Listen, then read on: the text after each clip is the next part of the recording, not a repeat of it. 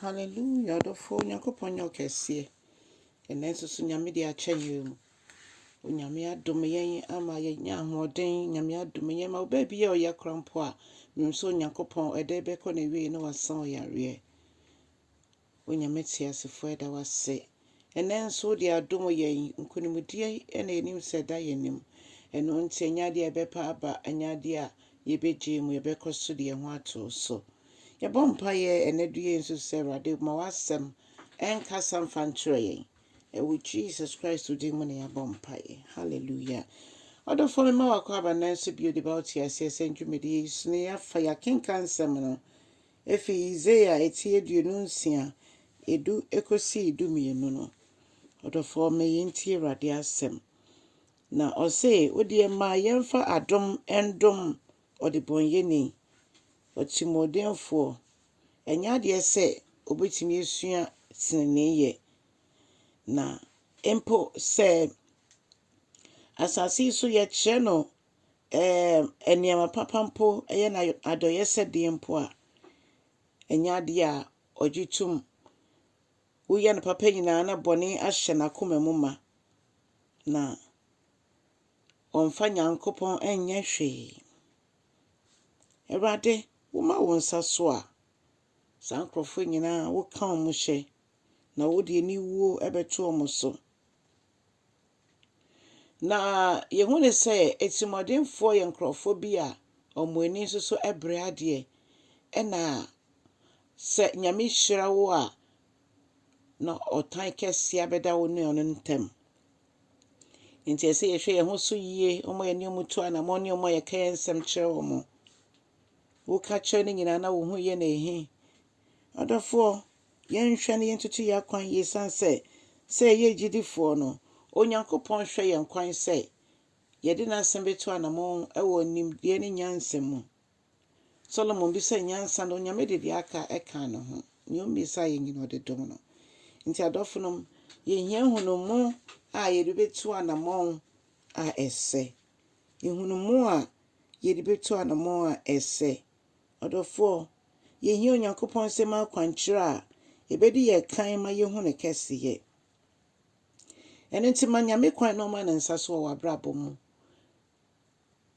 Yɛahoɔden ɛntimi nyɛ hwee. Yɛnkae sɛ ɔsɛefo ntimi da ne ho adi sɛ hann bɔfoɔ. Nti yɛnhwɛ sɛ yɛtutu yɛ anamɔ ɛfa. Efisɛ nyame ɛna etintim nipa, ɛnyɛ onipa ɛna etintim nipa. Sɛ nso wo ma wo ho kwan ama ɔsɛefo na afa wo so ama ɔtan abɛda wo ne obi ntem ɛnam sɛ nipa no onyame ehyira ne nte a mepakyɛw. Hwɛ yie esan sɛ wanhwɛ ne yɛ ɔsɛefo no betumi afa wo so asɛe nneɛma. Yɛma kwan na nyame adom no ɛndom yɛn mom ɛkyɛn sɛ yɛmɛma ɔsɛefo no kwan. Onyame hyira wo nua a wo ne ne mbom ɛma mo ani ɛngye. Ɛma ɔtan ɛnhyɛ w'akoma mu ma. Nea wode ato nyame anim bi a ɔbɛyɛ ama wo. Nti ehia sɛ wobɛtan wo yɔnko. Ehu nhia koraa. Ma yɛ mmɔden na yɛnhwɛ yɛ akwan yie. Yɛma kwan na adom na Onyankopɔn ehwie gu ama ne ma no yɛbɛfa yɛ kyɛfa anaasɛ yɛbɛnante mu. Ɛma yɛnyɛ sɛ etimɔdenfoɔ a ɔmo mfa nyame ɛnyɛ hwee na nti nyame adom no nso ɔmo apo. Efisɛ bibia yɛyɛ bia no yɛbɛbu ho akonta. Kae sɛ Onyankopɔn ɛde aniwuo ɛba ɔmo a ɔmo yɛ enitaefoɔ ɛso.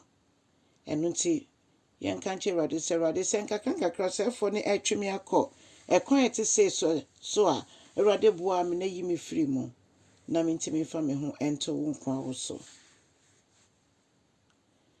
Ne nti ɛyɛ ne saa Onyankopɔn so nam n'adom so ebesiesie yɛn ama ne ho. Nyame wɔ nipa bebree a ɔde edua yɛ mu ɔpɛ sɛ ɛno na yɛda na edie. Nti yɛnya bere ɛma nyame no nyame entumi mfa yɛn so ɛnyɛ deɛ ɔpɛ sɛ ɔyɛ. Ebia na ɔkra baako bi penti ɛna Onyankopɔn de saa adom akyɛdeɛ no pɔde adom wɔ. Ebia sa ɔkra baako no nti ɛna Onyankopɔn agye wo efi tibia na wowɔ mu. Yɛn nyina Onyankopɔn yiye fi dɔte prɔtɔ mu na ɔsɛ de yɛsi bia ɛkrɔn. Yɛma no kwan ade a ɔbɛkɔ so anam yɛn so ahyɛ ne ho anuonyam. Merade kwan ne Awurade enhyɛ ne ho anuonyam fa w'abrabɔ mu. Kyasɛm no foforo so enye nhyira. Na woche nyinaa so na woka kyɛn sɛ unsubscribe na bibibia yɛde bɛto so bia nso no ne nsa etimi aka. Onyankopɔn hyira wo na ɔnyɛ ɔkɛseɛ wɔ Yesu Kristo din mu. Amen. Sɛ Yesu ama na yɛbɛhyia ɔkyena nso oyi ne ho adi nso a ɛyɛ ne papa mu a so wasiesie wo ho na Kristo ɛnyɛ wadeɛ nyinaa. Amen.